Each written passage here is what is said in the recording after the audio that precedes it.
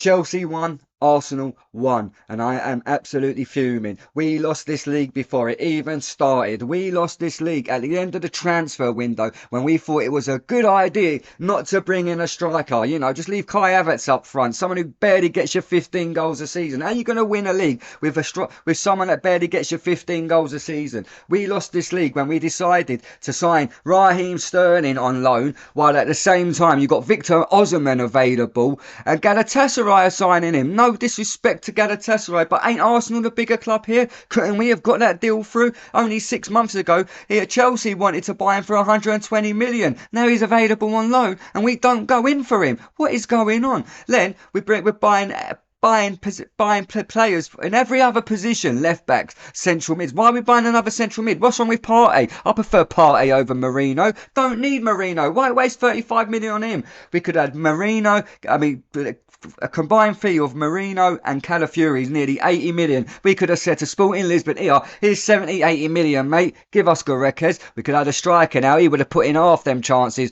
All the last few games, he would have scored out load of chances. He's banging in hat-tricks against Man City. But well, he's still at Sporting Lisbon because we couldn't get off our arses and give them the money. Because no, we want to go and sign Marino and Calafiori and players that don't even play for us at the moment. You've got Sterling we signed on loan who's sitting on the bench, didn't even make an appearance. I mean, what's going on? That's where we've lost the league, by not bringing in a striker. You saw this today. I know Martinelli scored, but he does miss sitters, and he missed an absolute sitter in that first half. Let's be real here. You know, why don't you drill that down, drill that hard? Why you got to hit that goalkeeper's height for? Come on, I'm no striker, I'm no football player, but it's clear as anything. Like, what the hell? And then you got Havertz. Like, my nan's more alive than him.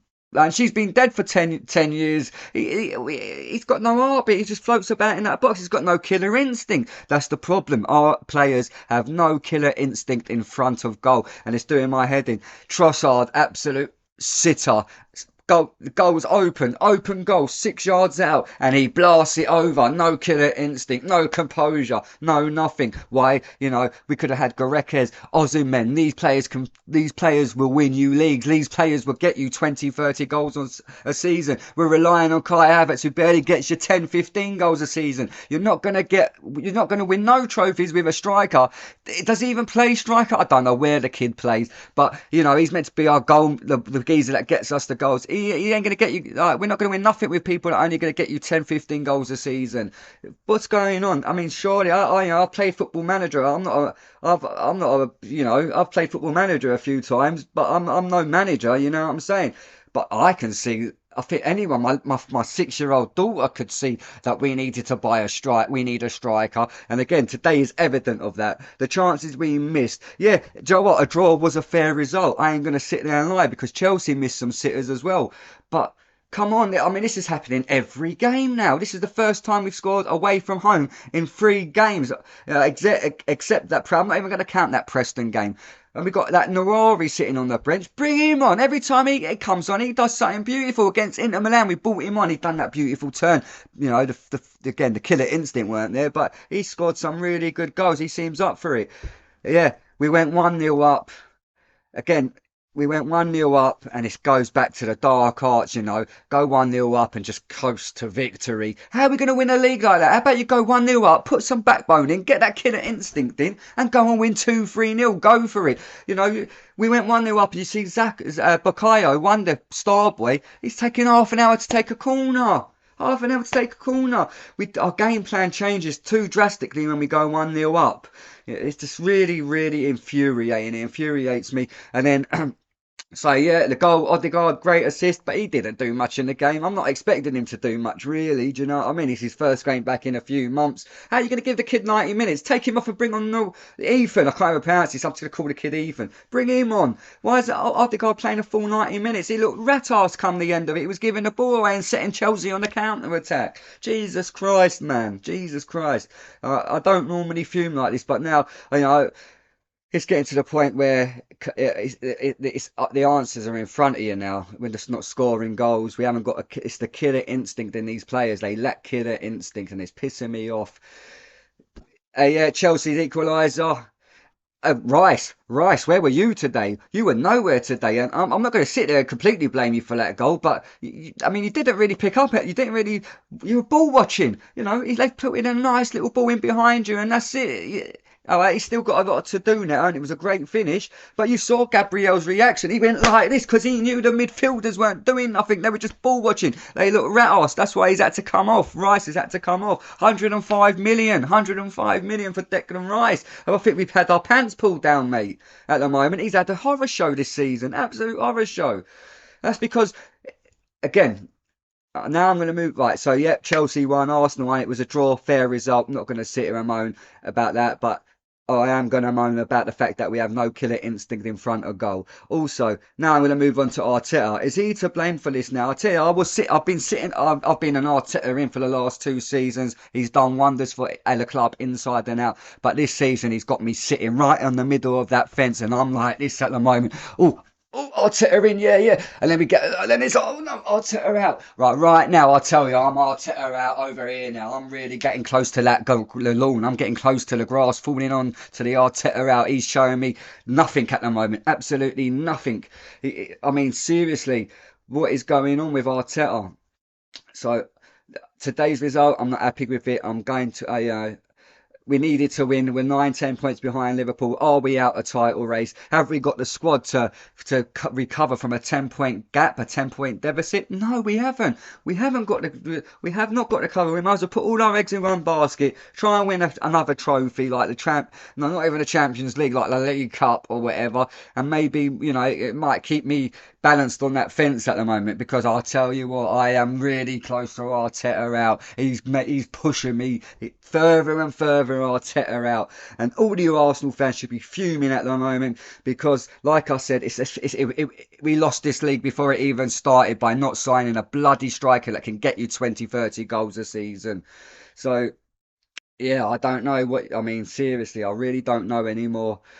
A draw's not good enough today. I think it's put us out the title race.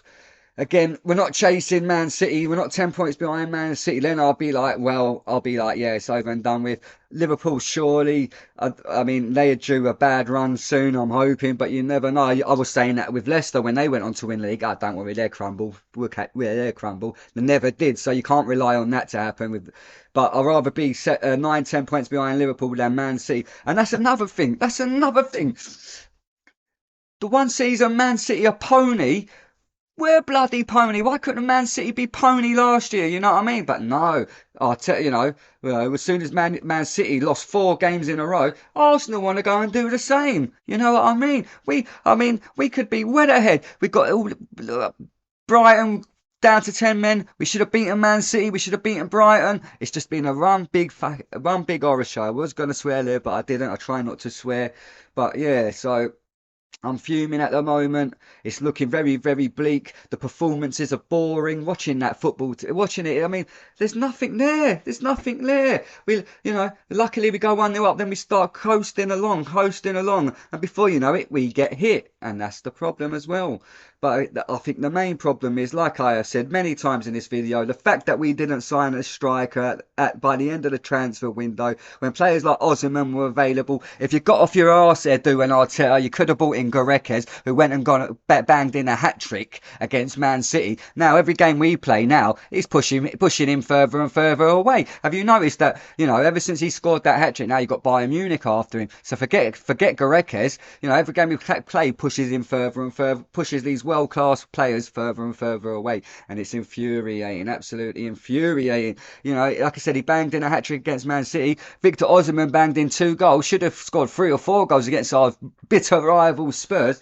They're performing. They're ruthless killers in front of goal, which we do not have. Kai Havertz is not a ruthless killer in front of goal. And that's the end of it. That's where this league was over before it started, because we didn't get off our arses and sign a striker.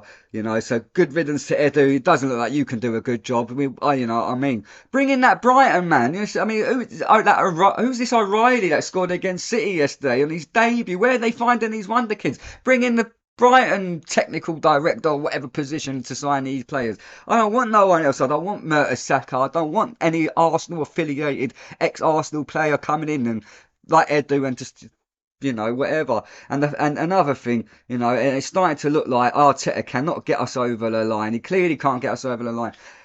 Why are we signing him? This is his first managerial job. His first managerial job. Yeah, just come and learn a trade at Arsenal. It don't matter if you fail. Just then, you could say you've got Arsenal. You've managed Arsenal on your CV. Listen, these is where we failed. I think not bringing in a striker, and maybe now not bringing in someone who can get us over the line. Arteta is looking like he cannot get you over the line.